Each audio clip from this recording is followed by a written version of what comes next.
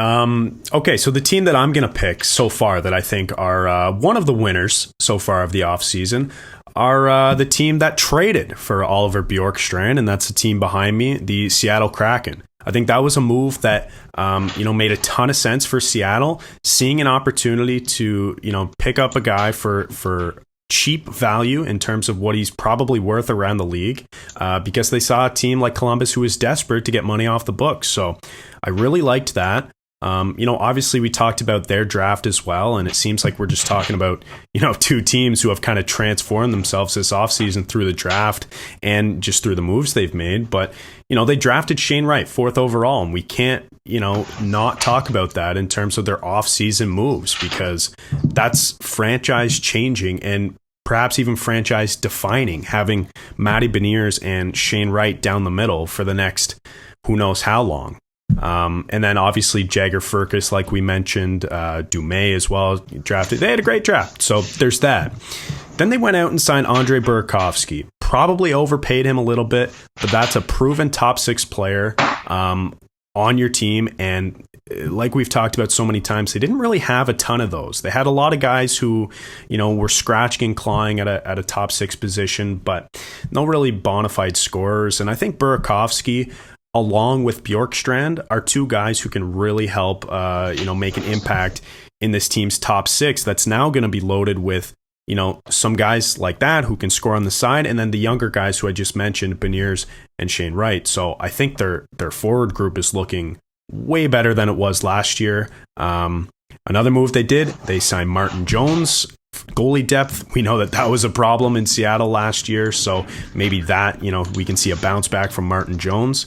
But just overall, man, like I look at this team compared to what they looked like last year, and their top 9 looks like this now. They've got Burakovsky, Beniers, Bjorkstrand, Schwartz, Wright, Eberle, McCann, Gord, and then Tanev or Donskoy, whoever you kind of want to put in there.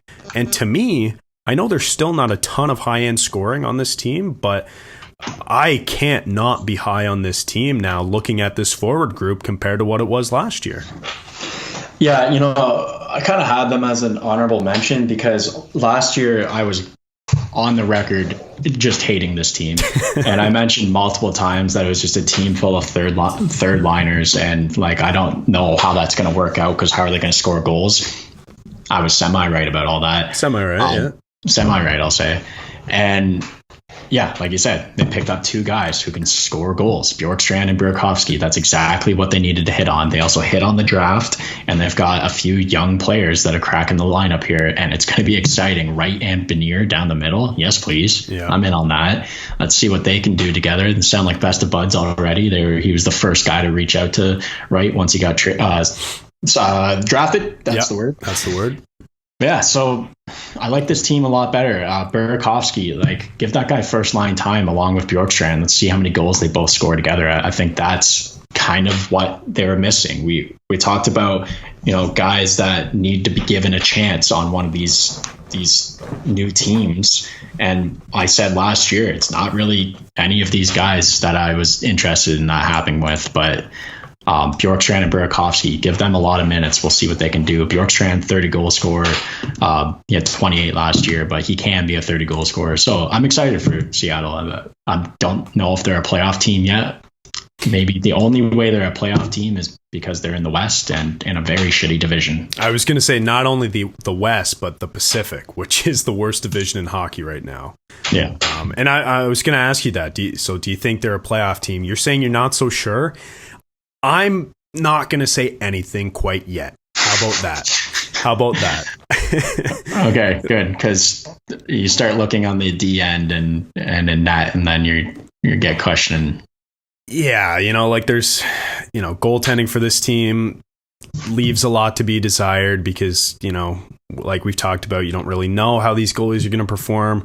Last year was certainly, tough year for everybody who played for the team, but especially the goalies. So anyway, I'll leave it at that. But come time where we go through our, standings predictions for each division, don't be surprised if I have this team making the playoffs again if they get average goaltending. So I'll say that. But I like the moves overall this offseason.